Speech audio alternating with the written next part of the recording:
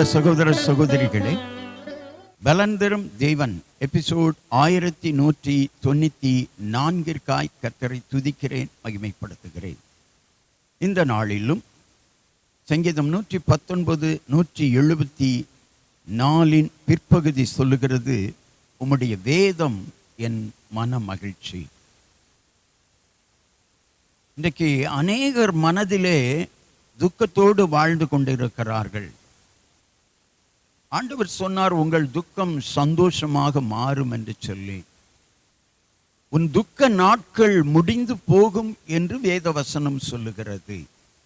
எப்பொழுது ஆண்டவருடைய ரட்சிப்பை பெறுகிற பொழுது, ரட்சிக்கப்பட்ட பிள்ளைகளுக்கு வேத வசனங்கள் மன மகிழ்ச்சியை கொண்டு வரும். எனவேதான் சங்கீதக்காரன் சொல்லுகிறான், உம்முடைய வேதம் எனக்கு மன மகிழ்ச்சி.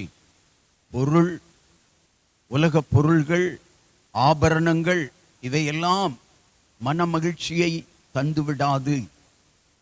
அவையெல்லாம் அழிவுக்கு நேராக நம்மை வழிநடத்திவிடும். மனது மகிழ்ச்சியாய் இருக்க வேண்டுமானால் ஆண்டவருடைய வேத வசனம் மாத்திரம்தான் இந்த மன மகிழ்ச்சியை கொடுக்க முடியும். இன்றைக்கும் யார் யார் சோர்ந்து போயிருக்கிறீர்களோ அவர்கள் வேத வசனங்களை கற்றுக்கொண்டு கை கொண்டு நடந்து பாருங்கள், உங்களுக்கு மன மகிழ்ச்சி உண்டாகும்.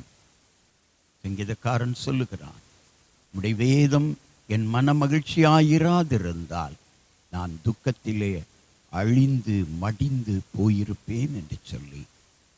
துக்கத்தோடு வாழுகிற மகனே, சோர்வோடு வாழுகிற மகளே, தோல்வியோடு நஷ்டங்களோடு வாழ்ந்து கொண்டிருக்கிற மகனே, மகளே, சகோதரனே, சகோதரியே, ஆண்டவருடைய வேதத்தை கற்றுக்கொள்ளுங்கள், கை கொண்டு நடவுங்கள். உங்கள் வாழ்க்கையில் ஒரு மாற்றம் வரும். உங்கள் வாழ்க்கை மன மகிழ்ச்சியாய் மாறும். கண்களை மூடி ஜெபிக்கலாம். எங்களை நேசிக்கிற நல்ல தகப்பனே, ஆண்டவருடைய வேதம் அநேகருக்கு மன மகிழ்ச்சியை தந்திருக்கிறது.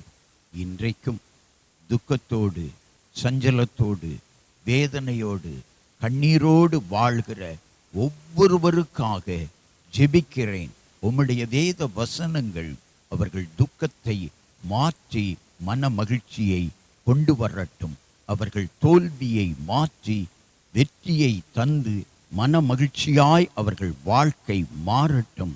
அவர்கள் நஷ்டங்கள் அவர்களுக்கு மாறி லாபங்கள் அவர்களுக்கு வந்து மன மகிழ்ச்சியை உம்முடைய வேதம் தரும் என்று அவர்கள் நம்பட்டும். தாழ்த்துகிறோம். உம்முடைய வேதத்தை கற்றுக்கொள்ளுகிறவர்கள் மன மகிழ்ச்சியாய் வாழ்வார்கள். இயேசு கிறிஸ்துவின் நாமத்தில் ஜெபிக்கிறேன் பிதாவே, ஆமென்.